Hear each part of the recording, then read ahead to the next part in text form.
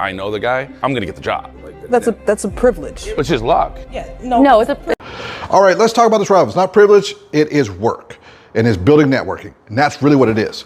For those of you who are in the position where I was in, and let's talk about it from the position of someone who lived in the ghettos, which was me. I lived out in Dallas, Oak Cliff, Dallas, which was a ghetto-ass area. I lived in University Park, which was really just a poor area for black folks back in the early 90s and 80s. I lived in Marshall and Tatum, Texas, which are still in the, dang crap there. So I came from that. Then, from the PTSD and all of that, I was an alcoholic and I was a pothead for a few years until I was about 21. So those are all the things you could do. And I was a high school dropout that eventually got his GED, then went to college and didn't finish college because I was already doing a sales job and I was making more money. But I was learning how to develop networks. As we go on to this, into the rest of this video, I'm gonna talk to you about, it's not a privilege.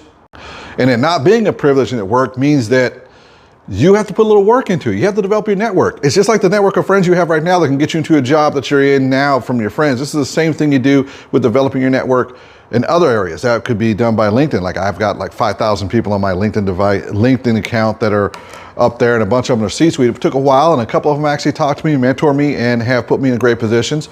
As I've excelled in other areas, instead of me saying I hate the upper management, they're just the worst people in the world, I got to get to know them because it's like, how did they get there? What did they do?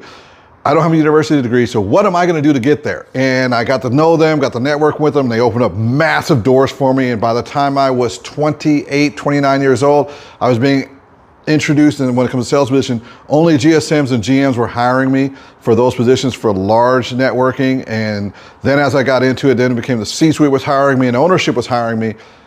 That took work and networking. And you have to put that work in. It's not gonna be easy. Just because they went to university, don't think it was just an easy privilege thing. They have to work at it. There's a ton of people that went to university that have not doing crap right now and have $200,000, $300,000 in debt over it. You have to work at it and you have to change your mentality. As I continue watching this video, I'm probably gonna hear the same thing I've always heard. It's a privilege, you went to here, you went to Ivy League. So what to went to Ivy League? I got news for you.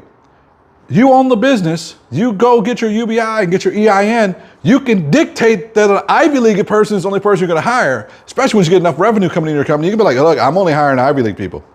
Oh yeah, I don't have a degree, but I want Ivy League people just because I want to. And this is the absolute truth. Once you own the business, once you do your thing, you can decide, I want all university students. I want all people to come to community college, out to come to community college, whatever. You own the business. And that's how you get to that point. And you start treating yourself like you're that level. And you get past that, it's a privilege, whatever mentality thing.